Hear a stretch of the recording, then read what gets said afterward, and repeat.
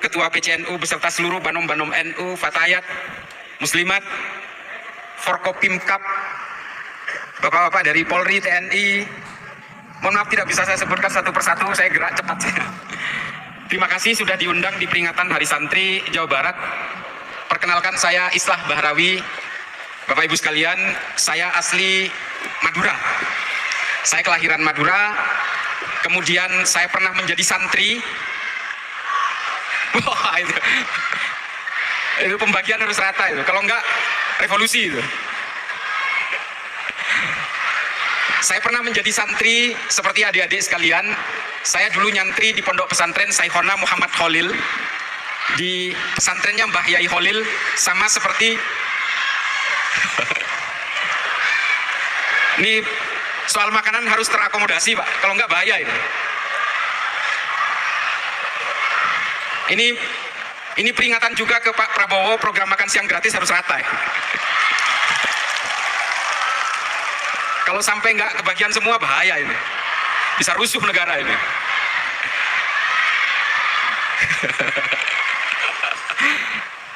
Jadi saya sempat menjadi santri, kemudian saya kuliah di Jakarta, kemudian saya sempat belajar sejarah Islam di Amerika, dan kemudian saya kembali ke Indonesia tahun 2005. Bapak Ibu sekalian, karena ini ada ibu-ibu, biar saya ngurusin ibu-ibu dulu ini. Ibu-ibu sekalian, di Islam hari ini krisis ahli fikih perempuan. Ahli fikih perempuan ini kita hampir tidak punya sama sekali. Jadi ibu-ibu ya, hari ini hukum fikih yang mengikat ibu-ibu itu semua dirembukkan oleh laki-laki, didiskusikan oleh laki-laki, diputuskan oleh laki-laki, dan dipaksa untuk dipakai oleh kalangan laki-laki.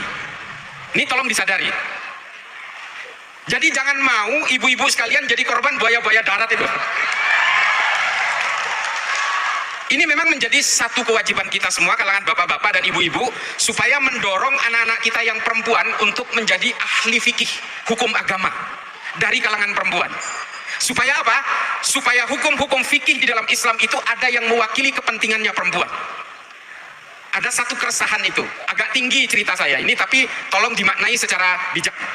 Ada salah satu yang menurut saya satu-satunya, seorang penghafal Quran 30 juz, dia guru besar di Columbia University di Amerika, dia seorang Libanon, namanya Profesor Dr. Azizatul Hibri.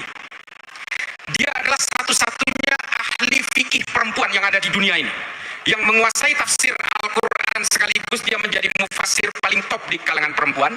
Dia menjadi seorang akademisi dan menjadi pembicara dari seluruh universitas terkemuka di dunia yang mewakili kalangan perempuan. Jadi Bapak Ibu sekalian, mohon maaf, ada 38 yang saya tahu kitab namanya Adabul Mar'ah yang mengatur tentang adab kepada kalangan perempuan. Ini semua penulisnya laki-laki, Bu. Coba bayangkan itu. Yang menulis kitab tentang adabnya perempuan, yang nulis laki-laki semua. Ada 38, judulnya sama. Penulisnya berbeda dan semuanya perempuan. Basul Masailnya NU membahas tentang tata cara perilaku dan tata kelola perempuan. Itu yang ngebahas itu laki-laki semua. Sementara menjadi perempuan atau laki-laki, ini kan bukan kehendak kita. Ini kehendaknya Allah. Allah memberi ruang yang sama kepada perempuan dan laki-laki untuk setara. Meskipun ibu-ibu harus paham, menjadi seorang perempuan, auratnya dibatasi. Tapi dalam hak sosial, hak politik, hak ekonomi, semuanya punya kesempatan yang sama. Semua manusia, laki-laki atau perempuan, dilahirkan dengan harga diri yang sama. Tolong dicatat. Maka, Bapak Ibu sekalian, kalau punya anak perempuan, meskipun saya sendiri tidak berhasil mencetak anak saya menjadi ahli fikih perempuan, tapi sepanjang anak saya mau sekolah, saya dorong terus. Anak saya perempuan, pakai hijab, sama.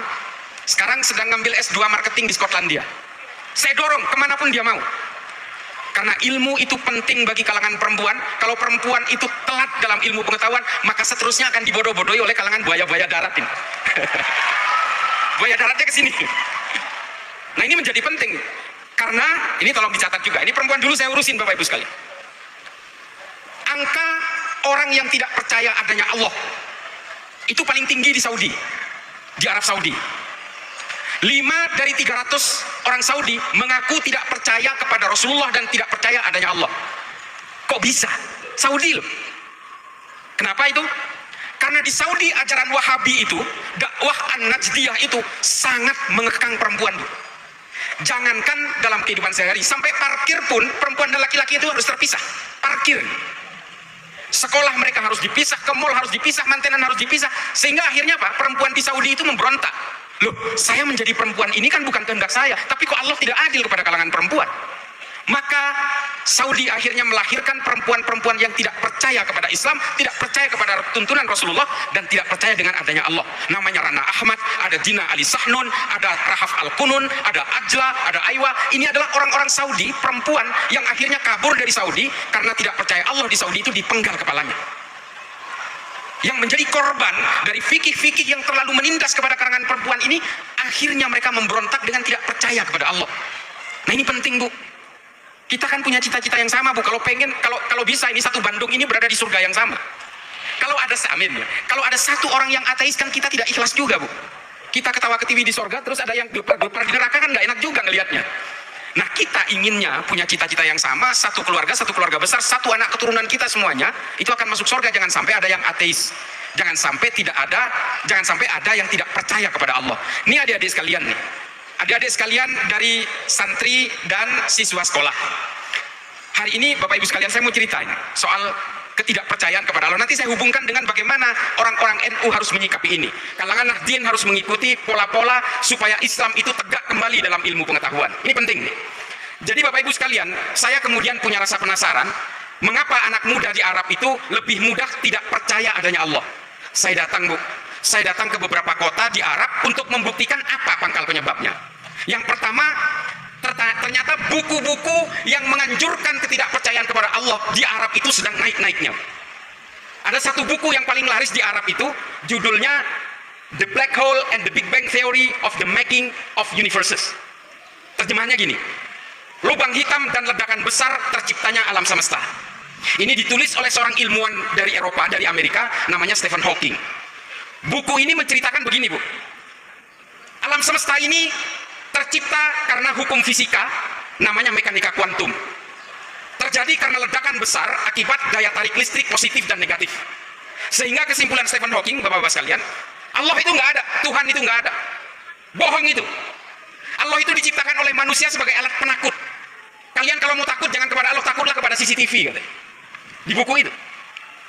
Kalian jangan jadi begal, jangan jadi jambret. Kalian harus takut kepada CCTV, karena CCTV lah nanti yang akan bercerita kepada polisi sehingga kamu ditangkap. Ini kata Stephen Hawking, dan buku ini laris sekali di Arab. Itulah mengapa kalau di googling ya, tingkat ateisme paling tinggi itu di Arab. Saya pernah ke Tunisia. Saya masuk ke toko buku, saya tanya, buku paling laris di Tunis ini apa? Toko bukunya namanya Le Librairie l'Islam, bahasa Prancis kalau orang sana. Saya tanya, apa paling laris? Ternyata paling laris itu buku yang ditulis oleh seorang ahli biologi dari Inggris, namanya Richard Dawkins. Judul bukunya itu kalau bahasa Indonesianya The God Delusion, angan-angan tentang Tuhan. Buku ini saya supaya nggak kaget kalau nemu buku ini besok-besok, adik-adik terutama ini, menceritakan bahwa Tuhannya manusia itu adalah urat saraf yang jumlahnya hampir 2 miliar di dalam tubuh manusia. Kalau manusia ini urat sarafnya kurang jumlahnya, dia lahirnya cacat. Kalau manusia normal itu dipenggal lehernya sampai putus, maka manusia itu pasti mati. Meski Tuhanmu mengatakan dia belum tentu mati, saya pastikan mati. Ini kata Richard Dawkins.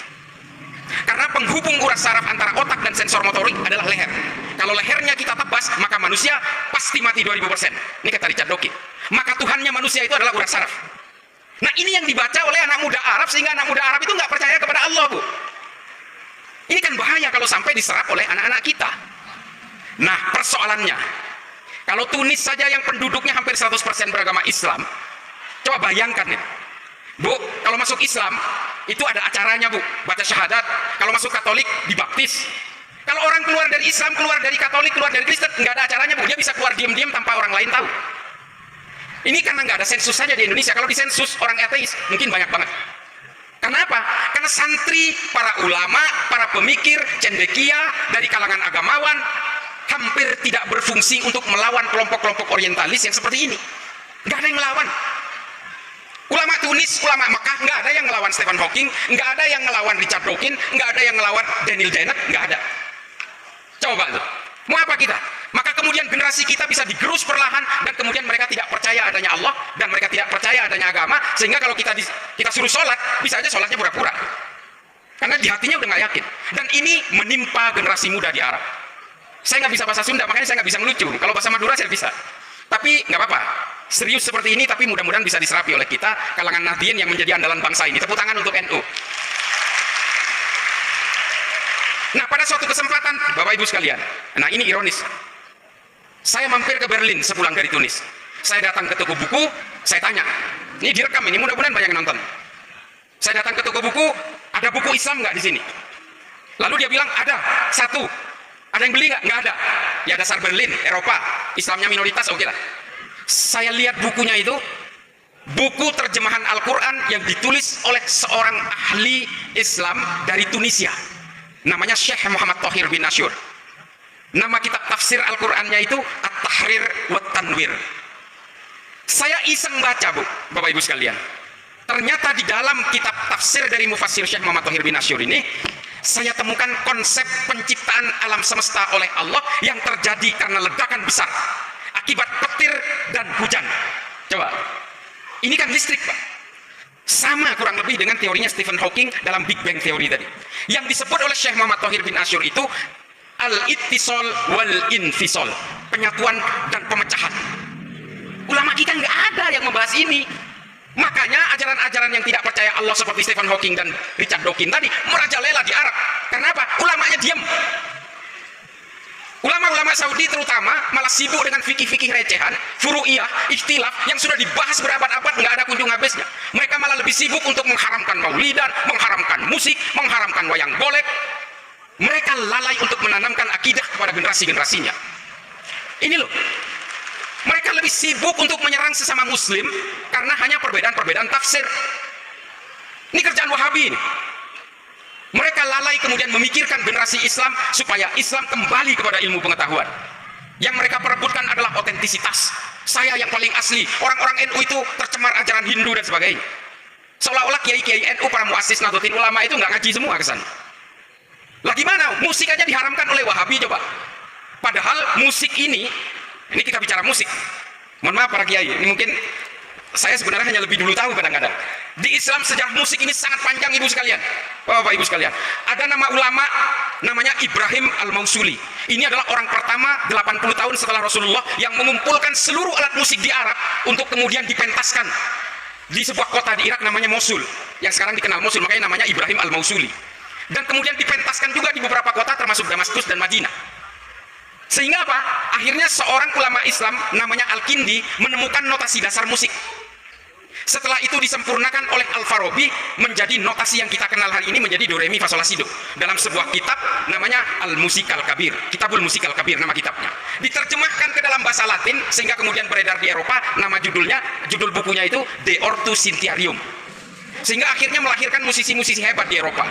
Johann Sebastian Bach, Mozart, Dvorak dan sebagainya. Ini Islam, Bu, yang memulai. Sekarang sama Wahabi diharamkan. Memangnya ulama-ulama dulu itu nggak belajar fikih apa? Belajar mereka, tahu juga mereka. Nah, Bapak Ibu sekalian, santri jika ingin terlibat dalam peradaban manusia, ya harus memajukan ilmu pengetahuan. Kita pernah berjaya sejaya-jayanya dalam ilmu pengetahuan. Jadi Bapak Ibu sekalian, terutama di kalangan ibu-ibu, dorong, Bu, jangan dihambat-hambat. Kalau ada anak yang ingin sekolah, dorong, semangati mereka. Kalau mau nikah, nikah aja. Tapi ilmu pengetahuan kan nggak harus terhambat oleh pernikahan. Tetap aja baca buku. Saya itu baca buku sampai hari ini 1000 halaman per bulan minimal itu. Ini mata saya sampai remuk kayak gini. Nah, ini adalah gambaran bahwa bagaimana kalau kita ingin memajukan Nahdlatul Ulama, ya majukan dengan ilmu pengetahuan. Saya tadi bisik-bisik dengan Kiai Sofyan, dengan Mustasyar. Saya bilang, Pancasila itu nggak ada apa-apanya kalau nggak ada NU. Saya pertegas, kita semua sadar yang mempersatukan bangsa ini adalah Pancasila. Tapi kalau nggak ada Nahdlatul Ulama, Pancasila nggak ada apa-apanya. Maka kemudian orang-orang yang ingin merobohkan Indonesia itu pasti ingin merobohkan Nahdlatul Ulama lebih dulu, sehingga mereka nantinya akan dengan mudahnya merobohkan Pancasila. Saya bukan karena terlalu NU, Pak, bukan. Saya ini NU tulang sumsum memang. Tapi yang menemukan teori tentang kekuatan NU di Indonesia itu seorang akademisi barat namanya Phil Caruso. yang mengatakan bahwa perekat Indonesia itu adalah Pancasila. Tapi Pancasila itu nggak bakal ada apa-apanya kalau nggak ada Nahdlatul Ulama. Ini kata Filkar Rusuh. Saya nggak ngecap, Pak. Kalau dulu NU itu mau memberontak ke Indonesia, bisa aja, Pak. Lah sekarang nih contohnya, anggota Banser itu 7 juta loh. Anggota Banser. Polisi kita jumlahnya, tolong dikoreksi kalau ada polisi di sini. Anggota polisi kita 482.000. Tentara kita 1.076.000. Banser 7 juta. Coba, kalau NU mau memberontak, cukup ngandelin Banser aja, meskipun nggak punya senjata, bisa itu ngerebut. Tapi menjadi pemberontak ini bukan DNA-nya NU. NU nggak diwariskan itu oleh para muassis Nahdlatul Ulama. NU itu diajari untuk taat kepada negara, berlindung di bawah negara dengan undang-undangnya. NU nggak pernah memberontak, meskipun zaman Soeharto kita digencet habis-habisan, pernah nggak memberontak? Muktamar NU di Cipasung dulu, Panser itu datang semua mengintimidasi Gus Dur, dibuat sosok tandingan untuk melawan Gus Dur namanya Abu Hasan. Tetap aja orang-orang NU itu nggak terpengaruh. NU itu dikasih badut ya susah ketawanya, dikasih macan ya susah takutnya. Nah, itu NU itu. Makanya NU itu kalau kata orang Jawa itu ya nggak gampang kaget lah, orang gumunan. NU dari dulu digencet-gencet, Pak. Dihajar oleh PKI, dibantai ulama-ulama NU dan anak-anak Ansor di Banyuwangi. Ketika ngelawan, NU disalahin. Dari dulu selalu dicurigai. Apakah NU pernah mau memberontak kepada Indonesia? Nggak pernah. Ini mohon maaf kalau ada yang pernah berhubungan dengan gerakan ini ya. Kartosuwiryo aja ini. Kartosuwiryo kalau tidak mendirikan NI, Pak, dia jadi pahlawan. Bapak Ibu sekalian, dia penandatangan Sumpah Pemuda loh. Kartosuwiryo itu menandatangani Sumpah Pemuda, dan dia orang dekatnya Bung Karno. Tapi karena hanya kecewa karena dia tidak mendapatkan konsesi politik sesuai keinginannya, setelah merdeka dia memproklamasikan berdirinya negara Islam Indonesia di Tasikmalaya. Kecewa dikit udah jadi pemberontak. NU nggak pernah. Gus Dur saja diturunkan secara tidak konstitusional, bahkan orang NU pada nyantai, Pak, diam. Apa? Karena kata Gus Dur, tidak ada jabatan yang perlu dibela mati-matian. Buat saya bangsa ini jauh lebih penting. Ini kata Gus Dur. Maka NU menurut Filkar Rusuh, saya teorinya berpegangan itu. NU adalah perekat dari berbagai perbedaan itu. Bersama Pancasila, dia seiring sejalan menegakkan NKRI. Tapi tolong diingat nih, pemerintah hari ini yang sudah berganti presidennya, tolong disadari Pak Prabowo dan Gibran sebagai wakil, Pancasila nggak ada apa-apanya kalau nggak ada NU. Jangan anak tirikan NU. Lah ini, mohon maaf, jumlah anggota NU di sini itu 82 juta kurang lebih. Meludak aja banjir loh Indonesia ini. Ini nggak kaleng-kaleng, Bapak Ibu sekalian. Di tengah berbagai gempuran ajaran-ajaran yang mengatakan NU ahlul bid'ah, ahlul kubur, ini orang-orang yang kufur dan tudingannya macam-macam. Mereka itu hanya ingin merobohkan Pancasila sebenarnya, makanya kita itu dipersekusi habis-habisan. Terutama orang-orang Wahabi. Setiap NU melakukan upaya-upaya kultural, wah dia selalu disindir, selalu dinyinyirin, biasa itu. Padahal kalau mau sadar, Bapak Ibu sekalian, hampir separuh bumi ini sudah saya datangi, Bu. Hampir separuh bumi ini pernah saya datangi. Mau Amerika Selatan, Australia aja yang saya nggak pernah. Selebihnya udah pernah saya datangi. Terutama negara-negara konflik. Mengapa negara-negara itu masih berkonflik hingga hari ini? Karena mereka nggak punya NU, Bu. Beneran ini. Ini contoh. Saya 2 tahun menjadi penasehat pemerintahan Somalia untuk menghalau gerakan radikal dan teror. 2 tahun. Satu negara Somalia itu pahamnya Wahabi Salafi semua. Satu negara. Satu negara itu sepakat tidak boleh ada gereja, tidak boleh ada orang Kristen, tidak boleh ada musik, tidak boleh ada rokok. Semua mengharamkan itu semua. Satu negara sepakat. Tapi setengahnya dikuasai pemerintah, setengahnya dikuasai pemberontak yang namanya Al-Syabab. Padahal agamanya sama, alirannya sama, pahamnya sama, ijtihadnya sama, manhajnya sama, madhabnya sama. Coba bayangkan. Apalagi Indonesia yang berbeda-beda. Ini mereka nggak bisa akur. Kenapa? Ya karena nggak ada Nahdlatul Ulama itu. Setiap rapat dengan pemerintah Somalia selalu saya usulkan, kalian harus membuat organisasi yang bisa menjadi perekat dari semua itu. Seperti di Indonesia yang namanya Nahdlatul Ulama, mereka nggak sanggup. Ya sudah, saya berhenti. Saya makan gaji buta 2 tahun, Pak Kiai. Akhirnya saya berhenti karena setiap usul saya nggak diterima oleh mereka, nggak bisa diwujudkan. Daripada saya makan gaji buta, ya sudah saya berhenti aja. Lumayan sih gajinya, 25 juta sebulan. Tapi ya saya akhirnya berhenti. Karena usul saya untuk menciptakan sebuah bejana kebangsaan berbasis agama tidak pernah mereka bisa wujudkan. Mari bicara Sudan, bicara Nigeria, bicara Suriah, bicara Palestina, sama aja, Pak. Kalau Kalau di Palestina hari ini memang menjadi korban kemanusiaan dari kebiadaban Israel, yang ada adalah wadah paramiliter seperti Hamas, Al-Qassam dan sebagainya. Itu adalah pasukan perang. Tapi lembaga yang sejenis Nahdlatul Ulama nggak ada, Pak. Yang mau berdiplomasi, yang mau merajut dari segala perbedaan, nggak ada. Termasuk juga di Irak hari ini.